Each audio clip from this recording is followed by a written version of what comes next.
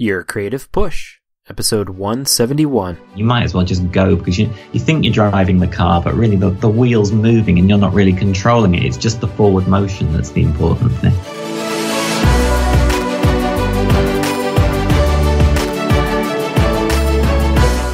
Welcome to Your Creative Push, the podcast that pushes you to pursue your creative passions. I'm your host, Youngman Brown, and my guest today is John Allison.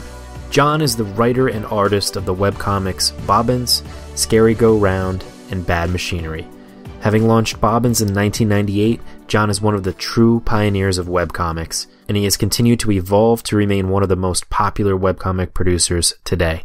And John, first of all, thank you so much for coming on the show. I was wondering if you could start out by telling us a little bit about how you got to the point that you're at today. Well, I was one of the first artists to kind of build a career on webcomics. So I'd started making them very early in the medium, kind of like late 98. And it took me about 5 years of working from home at the weekends while going to work during the week to kind of turn that from being something that I just put on the internet that people were interested in to something that was able to support me through various kind of side channels, if you like, merchandise and books and things. And then I've branched out into illustration, writing comics, main kind of doing a bit of work for the mainstream comics. Really, it's all spread out from webcomics, though. And like you said, you are really a pioneer of webcomics. And what is that like? Was that kind of difficult or scary for you at all? Like to kind of create this like new thing and just put it out there on the internet? Well, there was no precedent. There was no understanding at the start that it would ever be something you could do as a job. There were perhaps a couple of comics that were very close to being like strip comics, as you would see in a newspaper, that were about very geeky topics. And so they had a built-in audience that was ready. These guys had been on the internet for ages. They'd been on Usenet. They emerged into the clear blue skies of the World Wide Web, and they were ready to go and kind of make money based on like books of their work, the same as you might buy a Bloom County book. Whereas we were kind of putting it together, the kind of comics that now have kind of started to trickle into the mainstream and the kind of like the wider audience that was outside what people who were reading comic books. But no, it felt a very open time. There was no pressure at all. You just did it and it was fun, really. And there was a community for the first time. Yeah, I think you hit a really important point there, is that it was fun. And I think that for people listening that want to either start something kind of different or just kind of continue doing what they do, it is really important to find that fun, the reason why you started it. And it should always come from a place of fun. And once it starts feeling like a job, maybe it's time to, reevaluate a little bit. Oh, I think any creativity, like the pressure you put on yourself creatively is worse than any pressure up until the point when you're working on really high stakes things that you'll ever receive, that you're so brutally like, oh, this has to be like a job. This has to be like people doing it who do it right. But you don't have to be like that. As long as you're enjoying yourself and it feels good to do it, then that's what creativity should come out of, really. And would you say that you've maintained that level of fun until now, like from the beginning until now, or has there been points where you did kind of get into like, not necessarily a rut, but the feeling like we were talking about, like it does feel like a job and maybe like you lose some of that kind of spark? Well, there have always been points where it felt like a grind, and especially when I was working and then working on the weekends as well. Producing that work felt hard. Like I wanted it to be fun. And in a way I had to kind of grind through a stage of inability to produce the sort of work I wanted to get to the point where it was fun. I always feel like I was under the clouds for a really long time as an aeroplane. I was under the clouds and it took so long to get through the clouds. And for a while you'd be below the clouds and you get into the clouds. That's the worst time, it's bumpy, And then when I finally broke through, even on weeks when I'm tired, I'm not really, I don't want to have to generate a lot of pages of comics because I'd rather just put my feet up.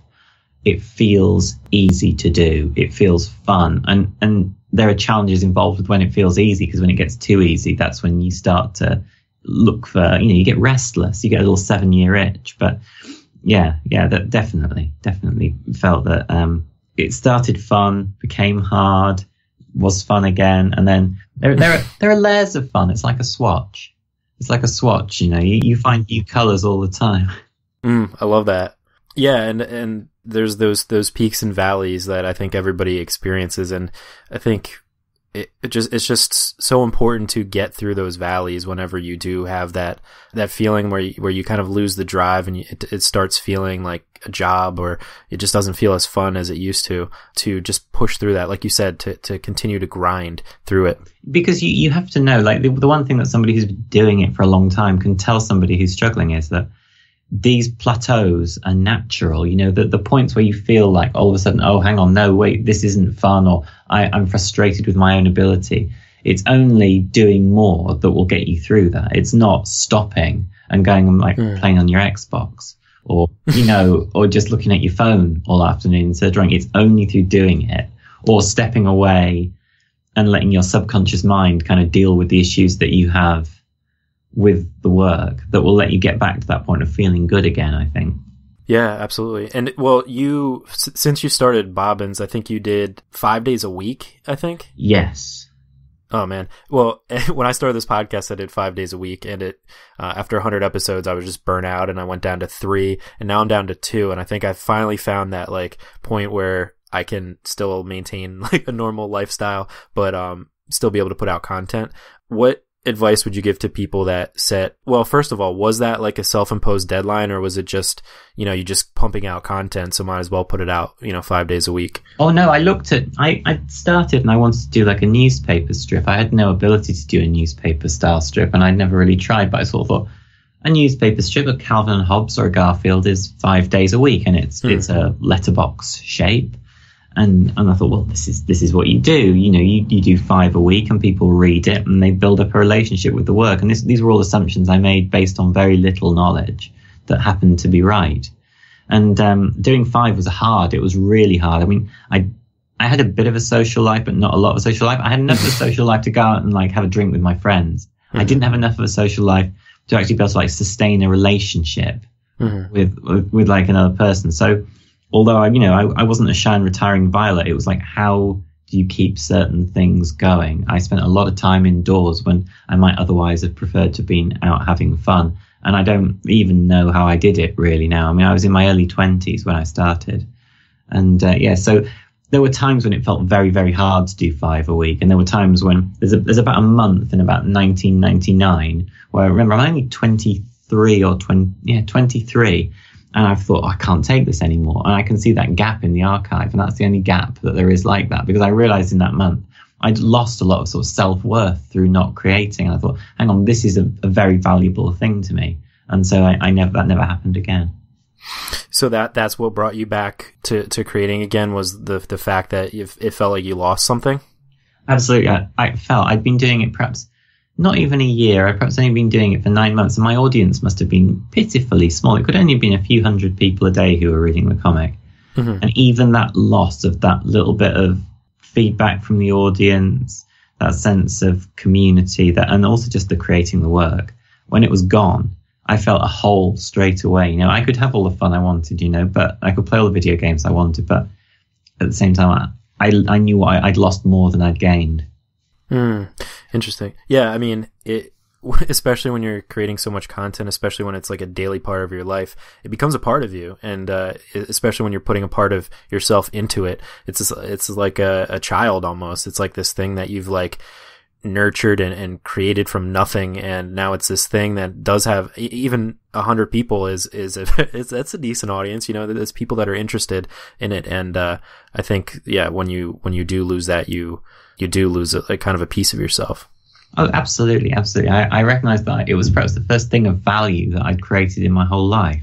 I'd never, it was the first thing I'd done where it went beyond the minuscule sphere of showing it to 2 people and then hiding it under the bed, and forgetting about it, which was pretty much how I dealt with creative work in the past. One of my guests, Stefan, wrote me a question that I couldn't really answer as a writer. So is it okay if I ask you? Oh, please do. Okay, so he finds himself stuck on figure drawing because he's a perfectionist, and looking at other artists leads him down like this intimidation kind of line, and also like he feels like he's imitating people. So he was wondering how he can develop his own style without copying, but still kind of gaining that inspiration from other people. I think the thing is, I'm pretty sure that my work is based on copying, but I think you'd struggle to look at my work and work out who I copied at this point. And I think that's true of everybody. Self-consciousness is the worst thing about art, and especially when you're starting out. You start and you're just amazed that you've progressed beyond stickman or whatever, and you can draw a human form and it looks sort of like a human. And but then you get to the point where you're like, well, I can draw a human, but it doesn't look as good as X draws. But you can go down that rabbit hole forever. I have a big pile of Alex Toth books, the guy who did all the Hanna-Barbera designs for like Space Ghosts and things like that, and was like a huge comics artist, 50s, 60s, 70s. He's perhaps the greatest like comics layout man that there ever was. I'm never going to be Alex Toth. And if I sat and looked at those books and thought I'm never going to be as good as this, I wouldn't draw thing one, I just give up. You have to understand that it's an evolution. Your style will evolve, and it will evolve out of your hands.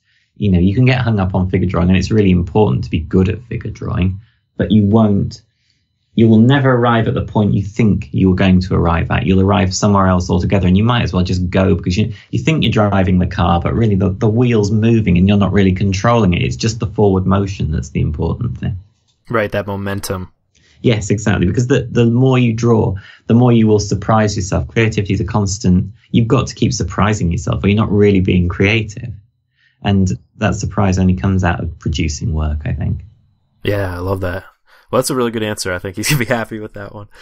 So I was wondering, we already talked about some of the like kind of resistances that you've had in your career, but are there any other kind of daily resistances that you experience, and kind of how do you deal with those?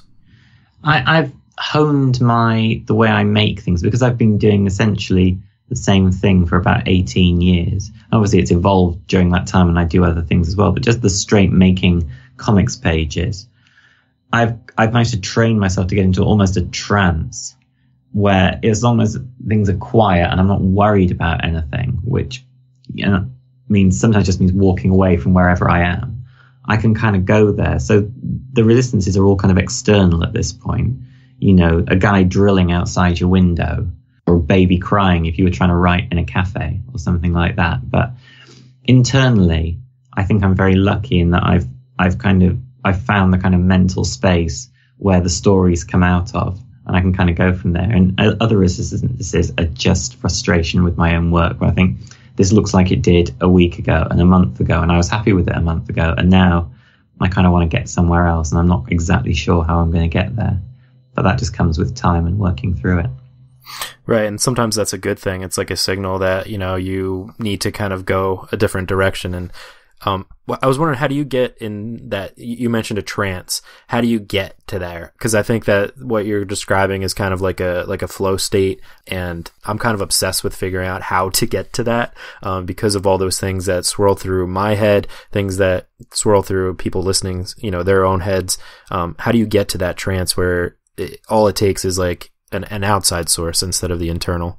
I think it's training, and I think of myself, and if I'm a twig-like man, so it will sound ludicrous, but I think of myself as an athlete, and the more I've treated myself like an athlete in terms of my creativity, the easier it's become to kind of channel the things that I want to do. So I used to go out drinking, during the week, and I would be hungover, and I wouldn't be able to write, and I wouldn't be able to draw well. And I realized, well, maybe, slowly but surely I kind of cut those things back, and I exercised more, and I looked after myself more, and got to bed at a good hour. And the more I did that, the easier it became to create. And it's hardly the romantic ideal of the tortured artist, but, getting to bed early, not, punishing your body, and then it comes easier. So the better the state I can keep my brain and body in, the easier it is for me to kind of channel the ideas that I've got and stay in that flow state. And the other thing is just about building up a body of work where if I'm not absolutely 100% inspired to look at a sheet of blank paper, I'll have notes and I'll have a roadmap of where to go. So when it comes to writing a story, if I've got to write an individual page for that day, I usually write them in 4s. I will have notes, perhaps just a sentence, which says on this page, say, Charlotte has to go and investigate an unusual noise. And that will do, because I can know that I can hear the voices in my head of the characters, write around it, find a little joke in there. And I can usually write 4 pages. On a good day, I can write them in less than an hour, because it just comes. It's like automatic writing. But there's been a lot of work done before that got me to that point. It wasn't like I looked at a blank page, I laid out 4 sheets of letter-sized paper and just filled them, because it doesn't work that way. And it sounds like magic when I describe it, but really it's that there's a lot of spade work that's been done, and I'm not even aware I'm doing it these days a lot of the time. Well, it's good, because I think sometimes that kind of work is something that can hold you back, just looking at the amount of editing you have to do, the amount of words you need to put on the page, like thinking of that kind of mountain of work that has to happen can sometimes just stop you in your tracks before you even start. And I think that just kind of getting into it, and then, like you said, developing your mind and your body like an athlete, I think that's really important, and something that's probably understated. I think when I am physically active, I am a different person. I'm a different human being. And if I meditate, or if I just have time to just think by myself, it's really important just to being a different human being that can approach life in a much more calm and a much more effective way. Oh, sure. Well, there's a good anecdote, and I think it's from the Roger Ebert documentary, Life Itself. And someone's talking about Roger Ebert, and they said that he'd sit down as soon as he got back from the movie, and his whole argument about the movie, he would just type it out. He would have worked it all out in his head pretty much in the walk from the theatre back to his office. And really, he just trained his subconscious brain to start organizing things when he wasn't even thinking about it. So the whole argument would have kind of assembled itself. And that's what I'm working towards. And I've got some way there where my subconscious brain, if I look at the piece of paper with all my plot points written on it, I'll just read it the night before, and I won't think about what the actual lines of dialogue are going to be, but my brain will kind of have been working on it as a background task. So when I get up in the morning, it will be so much easier than if I picked up that plot sheet that morning, kind of scanned it, and then had to start. So I really feel like you've got to kind of work with all the brain you've got, not just the bit at the front, And again, it sounds abstract. Some ideas sound abstract, but all I can say is this is the direction I'm pretty sure I've gone in over the course of nearly 20 years. That's so cool, letting your subconscious work it out for you. I know, it sounds like cheating, doesn't it? But I really think if you keep, I think your subconscious brain does a lot of work that we don't realize, and I didn't realize until I realized this stuff wasn't coming from nowhere, but I wasn't thinking about it directly. If I'd given it some thought beforehand, maybe the day before, it would kind of be there waiting for me. And it sounds like cheating. People hate me. But I think it's just another version of practice. It's just another version of sort of readiness. Right. And when things work themselves out like that, and whenever you do sit down to, either write or draw, are you ever like completely surprised with what comes out? Do your characters kind of take on a life of their own and tell you things that like you like are kind of shocked about? Sometimes the way it's manifested most is that a lot of my characters started as characters who were drawn to fill a panel. Like I needed a figure or someone to like finish a joke, or someone would have walked into a room who would do a job. And a lot of those characters have gone on to have far longer lives than the other characters who might have been on that page in the first place. And so they do, absolutely. You'll draw something and it'll be an accident, and you'll look and you go, well, there's something there. There's something there that I didn't know was there, because I wasn't trying. I wasn't going like the A route. I was going the B route. I was just taking a shortcut to fill something. And I've drawn something that I wouldn't have thought about. I've just done it quickly. And there's something that I didn't expect, a little flourish or a little characteristic that I've not used before. Yeah, so cool. I think it's important to kind of be on the lookout for those kinds of things too. Like you have a very interesting style where like you let your subconscious work it out. And for people who are like vigorous planners, people who just want to have everything, planned out before they like start to write or start to draw or, start to compose. I think it is important to allow, happy accidents and allow things to go in a different direction. As you said, like just get that momentum rolling. Don't necessarily have a destination, but get the wheels moving and find out where you're going. Oh, yeah, that's it. I mean, your plans really are like a grid, and it's whether the grid's like a tight grid that you're filling in big squares, or whether you're filling in little squares. And if you're a really, really tight planner, you've almost, before you even go to produce the finished product, you've got a really tight grid and you're just filling in tight, pointillistic little squares one after another, which I think is sort of agonizing. I don't think there's any play in that. So I could plan everything meticulously if I wanted to, but I want there to be an element of play when I do it. I want to still be in connection with the way I worked as a child, because I think being creative is really an extension of the way we very naturally are as children, and then we kind of pull away from as adults.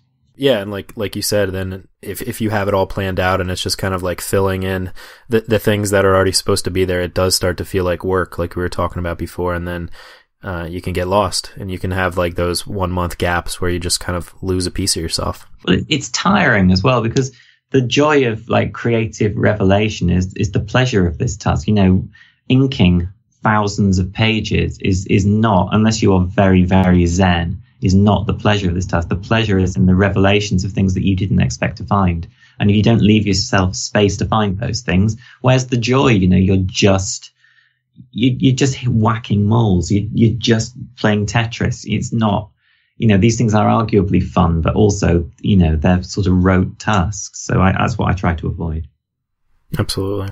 Well, you mentioned getting back to why you enjoyed doing it as a kid. I was wondering, could you take us back to one of your first creative moments? Well, I don't think as a child I was creative in the sense that I wanted to make the things that I liked, and I was obsessed with the things that I liked, like most children are. So I loved like the Transformers.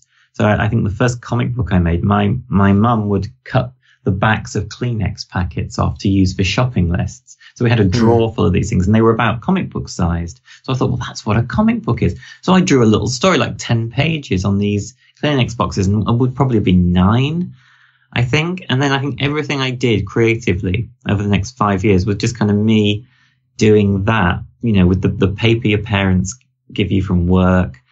All my comics were square because my dad would bring home these blocks of paper, but he just cut the letterheads off with a guillotine. So I just thought you could buy square paper, but no, apparently not. So all these comics I made as a kid, first Transformers comics, then superhero comics. And then at first you're just copying what you read. And everything I made was like a superhero team or a robot team. And it would be 10 pages because I couldn't countenance any more than 10. It was the perfect format as far as I was concerned. I could sit down in an afternoon, do 10 pages, because that's all it takes to do a comic.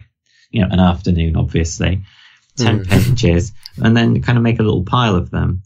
And then slowly but surely my own characters would appear. Like I wasn't very good at making up female characters, so I'd have my own male characters, but I just used the female characters from the Avengers, you know, to form a new team. That seemed like an economical way to do it, you know.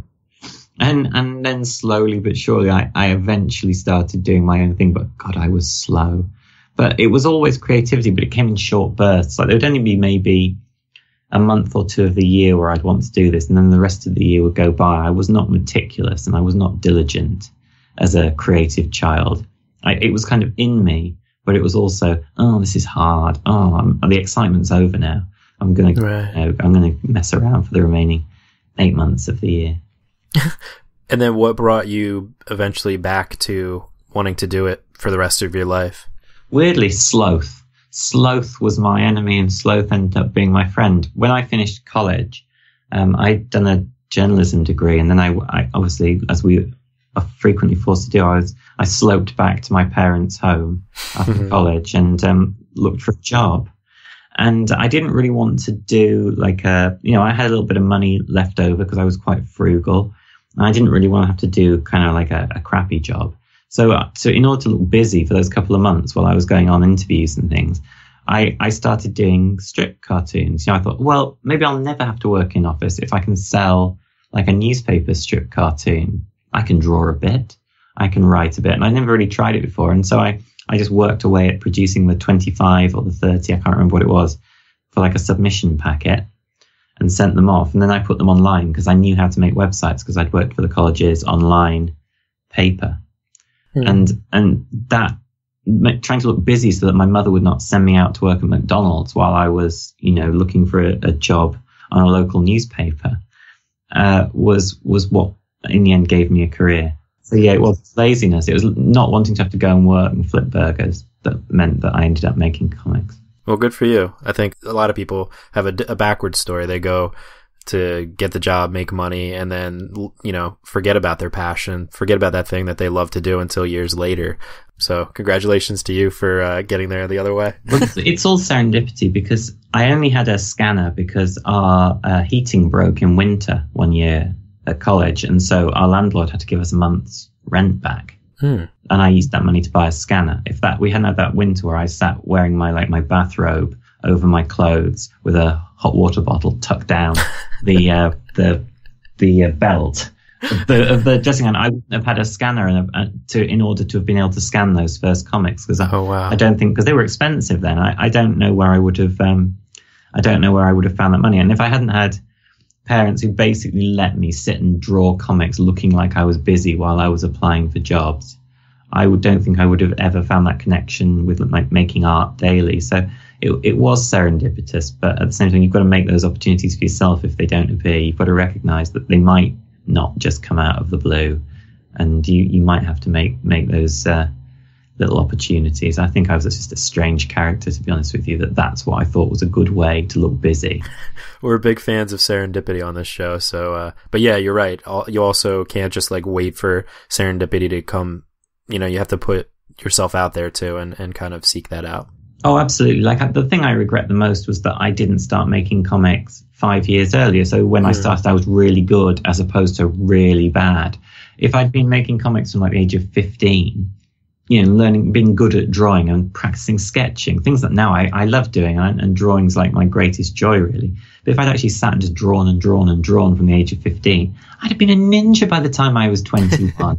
People would have gone, who is this savant genius? Instead of, who is this? He can write okay. Oh, he's bothered to colour it in, which nobody else does, apparently. And so we'll give him a pass for now because there's nothing else to read. Right. But you know, that's what I regret. I just wish I'd started early, because I think it would have made things a lot easier in the short to medium term. Yeah, well, I think that's something that a lot of people struggle with. A lot of people have those long gaps or short gaps, or just, you know, intermittent gaps that just come up, and you always wonder where you'd be. You know, you'd be 3 years ahead if you hadn't taken that 3-year gap. But that also shouldn't hold you back, because there's no time like today to just start and keep going, you know? Oh, no, of course. Now, like when I started going to comics conventions, I'd meet kids who were my readers who were so good, who might have been 16, 17 years old. And I was maybe 24, 25 at that point. And I thought, wow, you know, they're going to be streets ahead. And weirdly, they all became power brokers in the animation industry. So I was right, you know. But at the same time, I think I've done okay for a guy who didn't really start drawing in earnest until he was in his early 20s, and certainly wasn't any good until he was in his mid to late 20s. So any time you start is fine. You know, it only takes a couple of years to go from being a slug to, you know, to something, you know, that can actually get the job done. Yeah, well, you definitely have come a long way, and you are very talented. So congratulations to you, man. Very kind. Thank you. You're welcome. Well, let's go to one of your worst moments then, because we can't be all happy right now. So do you have like a worst moment or hardest time? The hardest time, I think, you know, the thing that knocks you the most, like, I don't know if it's going to be a major revelation to any of your listeners, but your 20s can be quite difficult, and there can be some down times. You know, you're not really a fully formed human being, and sometimes it was very hard to be creative and stay creative when, you know, you'd blown it with some gal, or, you know, things weren't going well at work, or you were trying to navigate major life hurdles, and at the same time you were trying to produce good work that people were reading in their thousands. And it's like, I never wanted to let it stop me, but there were definitely times when you can see in the work, or I can see it if readers couldn't see it, that I'm struggling. And I mean, I'm not going to talk about specific events, because to be honest with you, I've blanked it all out. Good. But, you know, my 20s were as tumultuous as anybody's, really, and it wasn't plain sailing. And I set myself away from people a little bit in producing so much work. You know, I couldn't be as available because I was doing a huge amount of drawing and writing, and also trying, you know, trying to keep my brain in a good state for like my writing and drawing days, which were, you know, like I couldn't really go and tie one on with my buds. I never referred to them as buds. That never happened. They were never buds. And, pals, friends. Friends. So I always felt I was a little bit on the outside, and that was quite hard. Like, I felt kind of closer with my friends in comics who were all kind of hoeing the same row, so to speak, than I did perhaps with my friends who I'd known from university and people that I'd worked with and things like that. There was a disconnect. So yeah, the hardest time was just kind of navigating my 20s and trying to be professional in a profession that had only just been invented, and grow up in public and not kind of show off your mistakes at the same time as you were showing off your good work, because it's as easy to do either. Right. And yeah, like you mentioned, you know, when things like that, like things don't go well with a gal, or, you know, any number of things that happen in just, you know, quote, real life, like real life problems, they just take over your whole mindset, you know, they take over that. So it is really hard to, I mean, and it's a perfect little resistance to kind of seep in when something like that happens, to give yourself the out, to be like, all right, well, I don't have to do this because now I'm just going to go be depressed. I'm going to go be sad. I'm not going to create any work because it's going to suck and it's going to be sad and all that. So I think it is really important you can give yourself a little bit of time to naturally kind of cope with life's happenings, but it is important to get back to it, or to use your creative passion to help you get through that and to express yourself. Oh, absolutely. And that was what really helped. In fact, you know, art is therapy, and it does work that way. And I find that I'm able now to kind of compartmentalize just because of that. You know, I learned to compartmentalize and to use the art as an outlet for some, you know, that I'd go and enjoy myself. When I shut the door of my office and I started drawing, I was enjoying myself, and the wicked world didn't exist out there for an hour or two, you know, and if I treated it that way, I found it was comforting. And I found that if I was feeling really down, if something was really bothering me, if I went for a walk and kind of thought about my comics instead and what problems I had to solve, I could kind of blot out the things that were worrying me the most. And again, that didn't come straight away. It kind of took a bit of mental training to be able to kind of push the bad stuff down. But, you know, it helps. And you should look at your creativity as a crutch rather than an obstruction when things aren't so great. Perfect advice, man. Okay, so let's get happy again. How about your best moment, or like a most triumphant creative moment? My most triumphant creative moment is difficult because I try to stay in the middle. I don't like to get too up or too down, because I find if I get too up, it's usually followed by feeling quite massively down, you know. Yeah. I'm not talking about, you know, that people struggle with it far worse than I do, but I know that if I let myself get too excited, there's almost no difference between excitement and nerves. So, like, I believe in German, it's the same thing. Like, tension and excitement are the same word. I think Spannung is the word, I believe. I'm sure someone will correct me if I'm wrong.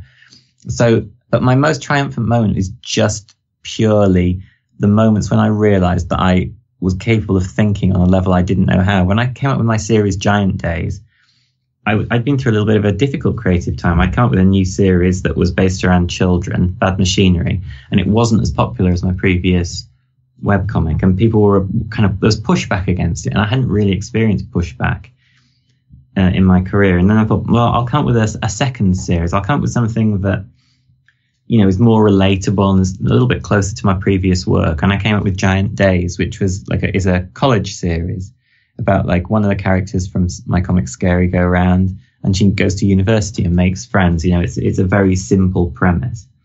And I was sitting there trying to think about my university days, my college days, and things I could use for plots.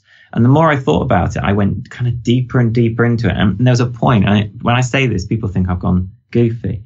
I felt like I was flying over my own life, and I looked down on it, and I saw all the paths I could take and the paths I did take, and the options that I had. And it's one of the most baffling and bizarre experiences I've ever had. And I sort of recognized that I was in charge of something here that was good and that was valuable. And I felt almost a little bit high, and I don't take drugs, so I can only assume this is what being high feels like. But it was wild. It was one of the greatest experiences of my life, because I felt in touch with a creativity that this was about 2010. Just like 12 years into my career, and I felt this is something that no one can ever take away from me, and I couldn't pay money for. And in the end, that has turned out to be the piece of work that I think has been my most successful now in terms of the audience that it's reached and the legs that it's had that I never thought it would have. And it all kind of came out of that kind of fountain moment. And I wish other people could experience that, and I hope they do at some point, because it was better than anyone giving you a prize. It was a sense of just kind of, yeah, I'm all right. I'm okay. I'm doing something here that I don't think anybody else can do, in my own way. And so, yeah, that was greater than any slap on the back, really. Yeah, an out-of-body experience. I love it. It was a genuine, transcendent experience. Probably the only one I've had in my life, but yeah, it's wild. Very cool, dude. I wanted to get back to what you said about, getting that pushback, getting that feedback from people where they weren't necessarily happy about it. How did you get through that? Like, how did you navigate that? You said you had never experienced that before, but what kind of made you go through it? Well, I'm as thin-skinned as any creative person, and a critical review is brutal to me. I believe it far more than I believe praise. And it's caused me over the years to course correct too hard. If I read something really stinging, I can immediately see, oh, yes, that's right. Yes, they're absolutely right about me here. And I can be angry, and I'm also kind of depressed because I think, yeah, they've really seen right through to my black soul here, and they've spotted what's wrong.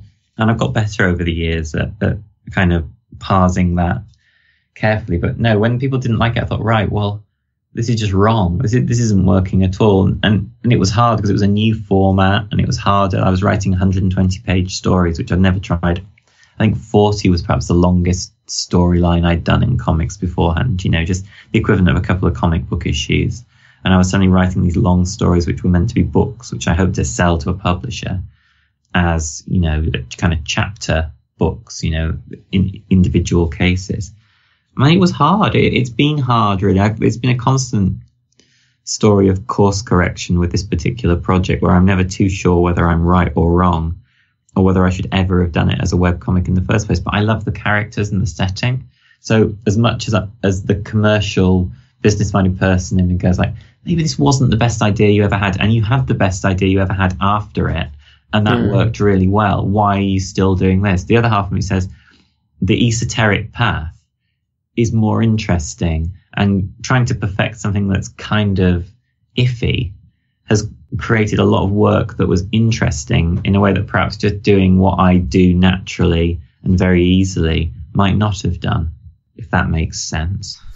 Yeah, it does make sense. So it's kind of like we were talking about before, again, getting the wheels moving, doing the thing that feels right to you, even if you have these thoughts in your head that are saying like the exact questions that you just mentioned, like, is this the correct way to go?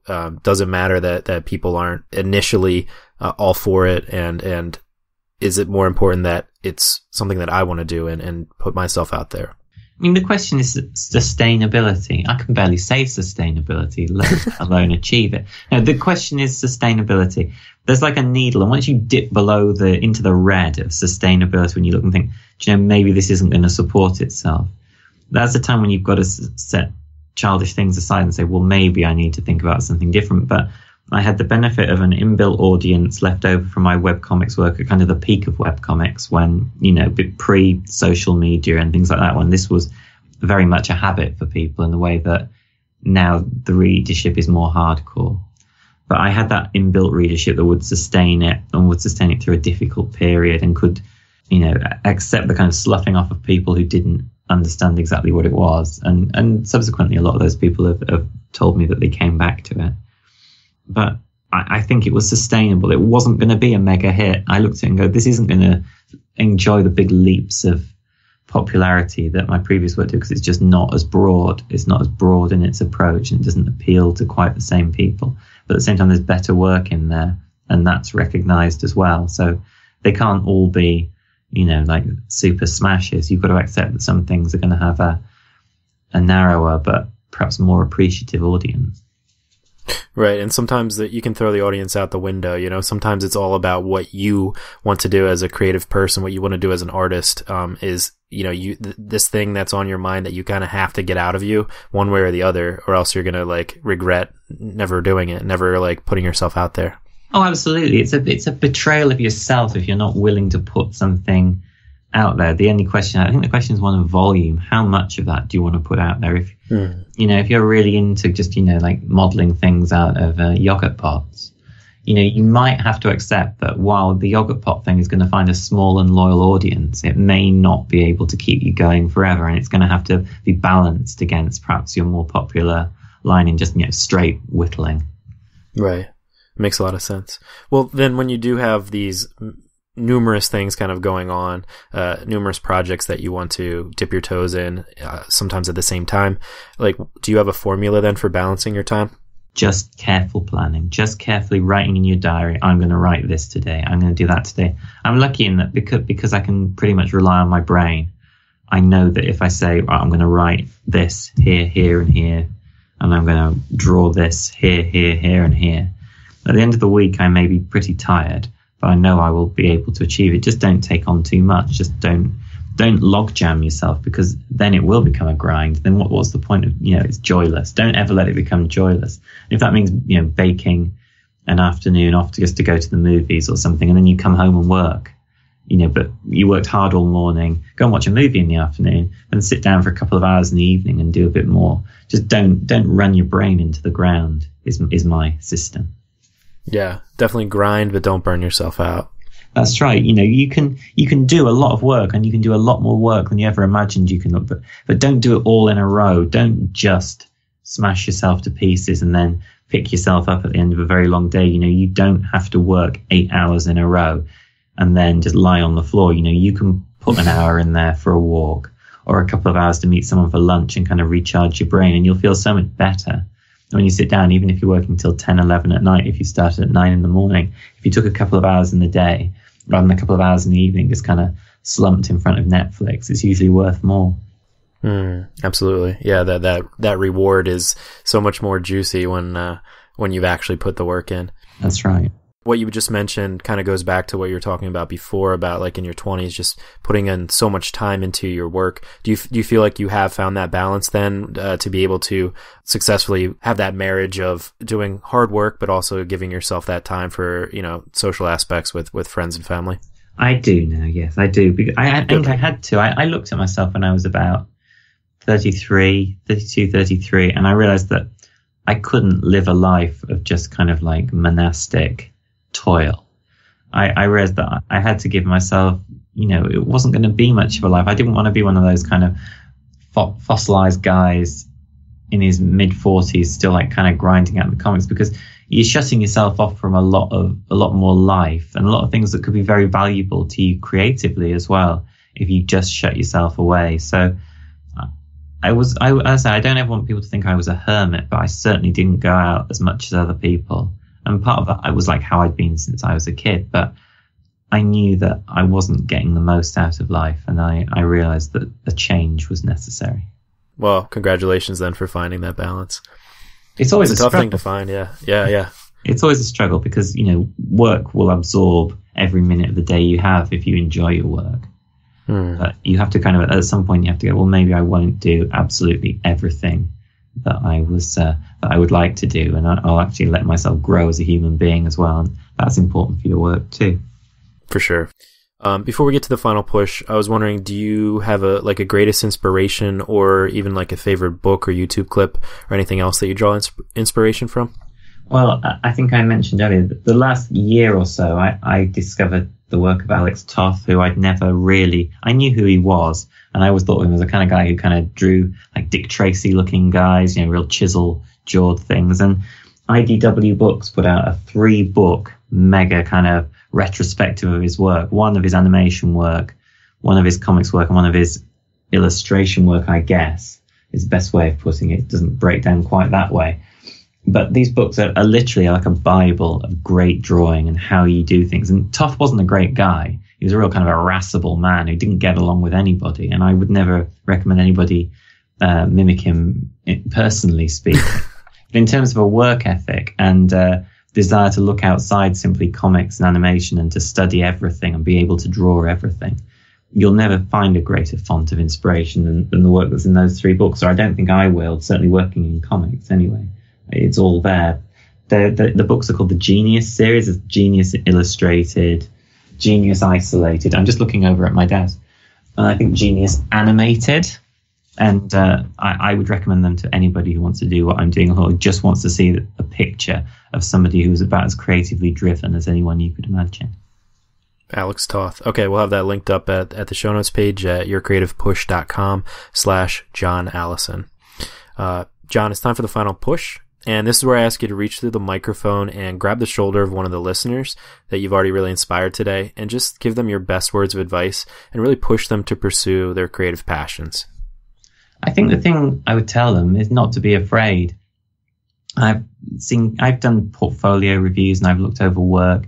And the thing, there are people who seem really cocky, and the people who are cocky about their work are often not the best. They'll have there's an aggressiveness in their work, though they think they're great, and they'll probably never improve. The people who are afraid and who are nervous about their work and who feel like they can't draw an eye in the right place, and put it in the right place, are usually the ones who, if they power through that and learn how not to be afraid, end up producing the most interesting work. So if you don't feel strong or good about your work, it's a recognition that there's something in it that needs to be improved, and simply study outside what you're doing. We read widely and look beyond the horizons of the sort of creative work you want to produce, and you'll see what it is that you're reaching for.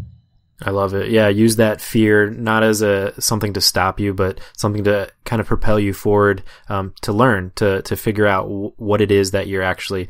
Are you afraid of doing it, or are you afraid of making a mistake? And mistakes are correctable, and you can figure it out. You can learn how to do it. So all I've done is make mistakes and then try and work out months later what I did wrong and correct. I'm not a quick study. I'm probably the archetypal slow study, and I can do it. If I can do it, and with a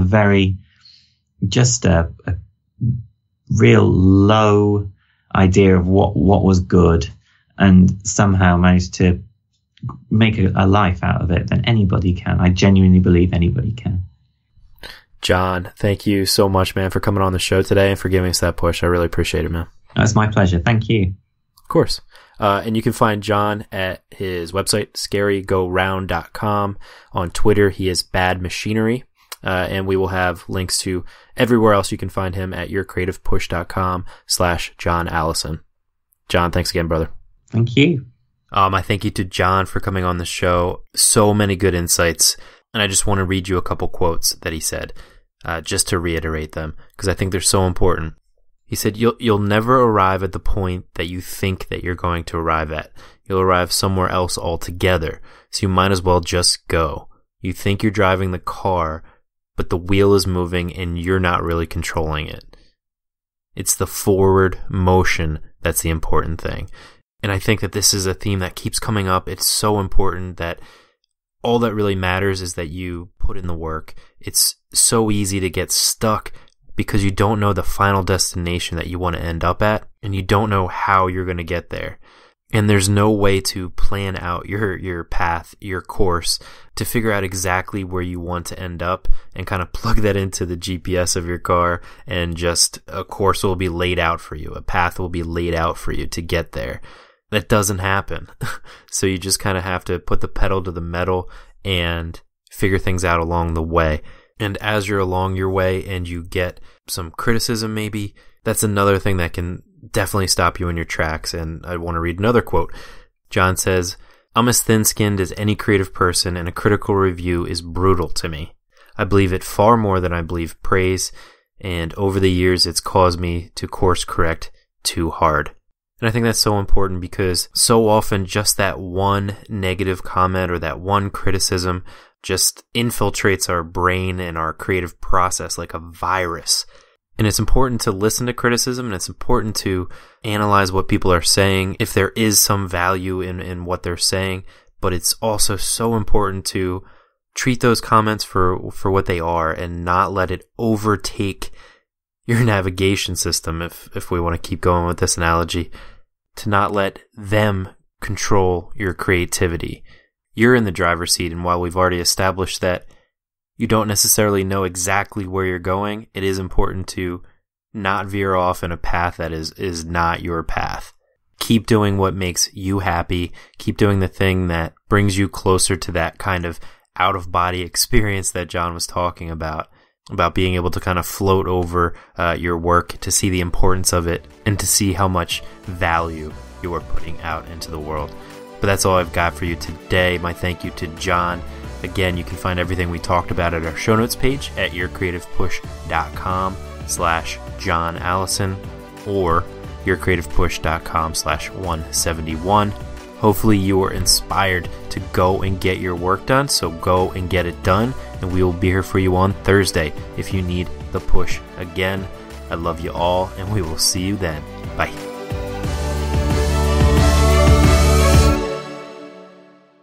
Never miss a push. Head to yourcreativepush.com/subscribe to find the easiest way for you to subscribe to the podcast.